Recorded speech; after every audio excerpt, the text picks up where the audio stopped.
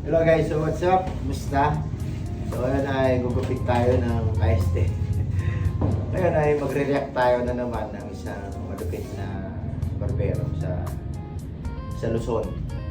Okay? So excited akong panoorin to dahil basta, nung nakita ko lang lumabas to sa TikTok, content agad.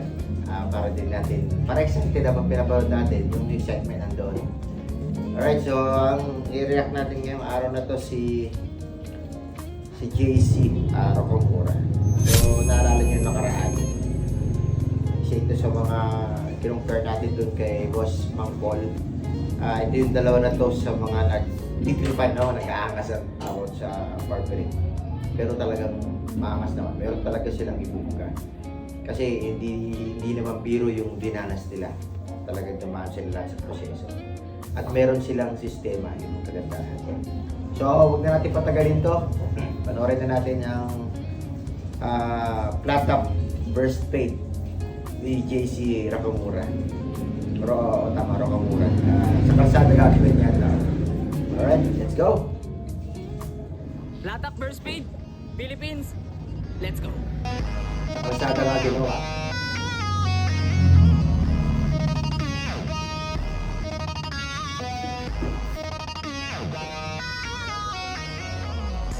Takbo si Lena.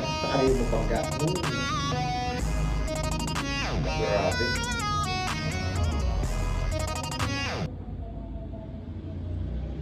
Ang linis ng pagkakadali, no? Yung ganitong plata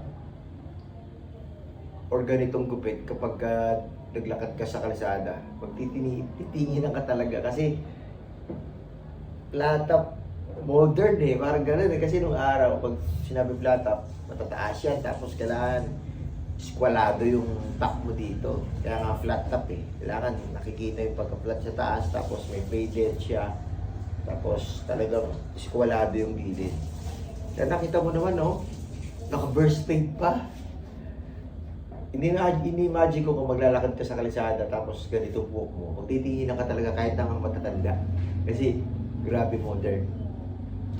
Shoutout kay Lodi Cake natin na si JC Rocamora. Galing.